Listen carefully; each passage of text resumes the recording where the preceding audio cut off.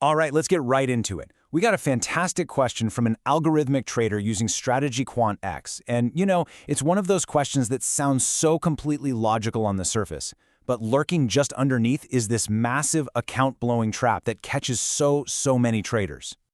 So here's how we're going to break this all down. We'll start with the quant's temptation, then we'll dive deep into something called the data dredging trap. From there, we'll compare two very different approaches, the carpet bomb versus the surgical cut. Then we'll open up the quant's toolkit to get practical, and finally, we'll lay down the final verdict. Okay, section 1, the quant's temptation. And it really boils down to this one simple question that I think we've all asked. Should I just check all the boxes? It's this idea that to get the absolute best result, you've got to throw everything you have at the problem, right? And here's that question, word for word. A trader building for US stock indices asks, to find the best one, shouldn't I just enable every possible signal, indicator, and block available? I mean, it makes a certain kind of sense, doesn't it? You figure you're casting the widest possible net to catch the biggest possible fish. But is that really how it works? Well, let's just say our Council of Quant Brains had a very clear and urgent response. And that answer was a big flashing red light no. That path, my friends, does not lead to the Holy Grail strategy. It leads you straight off a cliff and into a really dangerous trap. So you're probably asking, okay, why? Why is it such a terrible idea? And that brings us right to the heart of the matter. Section 2, the data dredging trap. This is where we get into the nitty-gritty of why that use-everything approach is, from a purely statistical standpoint, a recipe for disaster. The big villain of our story has a name. It's called data dredging or data mining bias. And this definition on the slide just nails it. It's when you're not using data to find the truth anymore. Instead, you're essentially torturing your data, just forcing it until it confesses to a coincidence that just happens to look like the truth. And this bias leads to three massive critical flaws. First up, overfitting. This is where you find a strategy that perfectly matches the past, but what you've actually matched is the random noise, not a real, repeatable market pattern. Second, you run into the curse of dimensionality.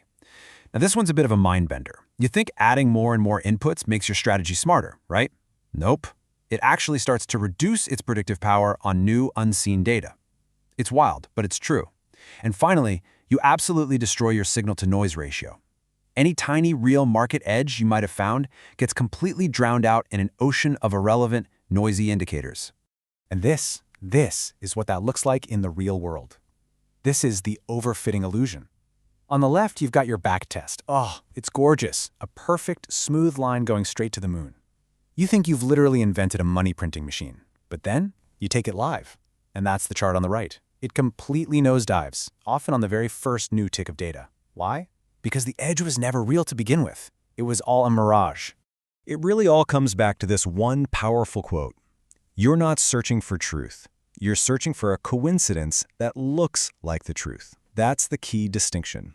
When you check all the boxes, you stop being a scientist looking for a real pattern. You become a treasure hunter, just digging random holes and hoping you get lucky.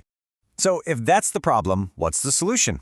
Well, it all starts with a huge mindset shift. We have to move away from what we call the carpet bomb approach and learn to use a surgical cut. And the difference between these two is just night and day.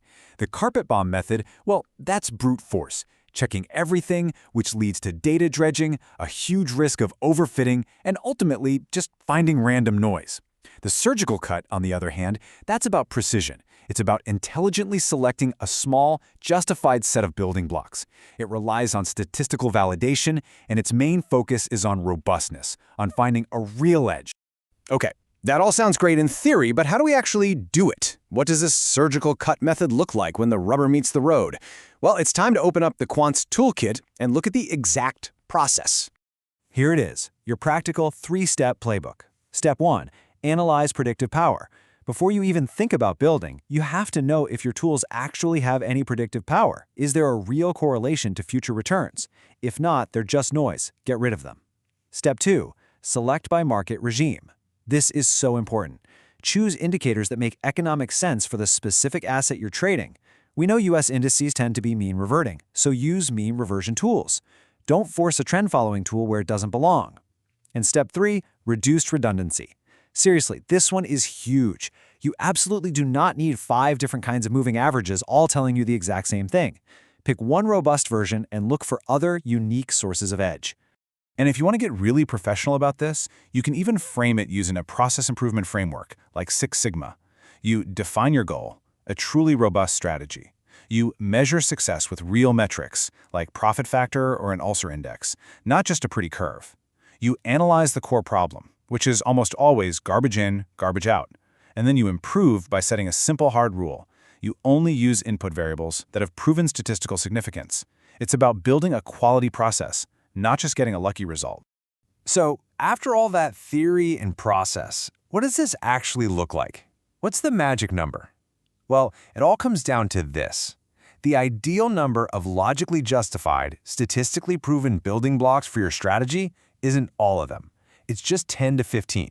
That's your sweet spot. That's where you find a real edge without muddling all the random noise. All right, let's bring it all home in our final section, the final verdict. This is your blueprint for building strategies that actually have a fighting chance out there in the real world. So to answer that original question, directly and without a shred of ambiguity, the verdict is in. Decidedly, do not check all the boxes. It is the single fastest way to guarantee that you build a fragile, overfit, and ultimately failed strategy. So here it is, your final checklist for robustness. 1. Analyze. Before you even start building, analyze your components.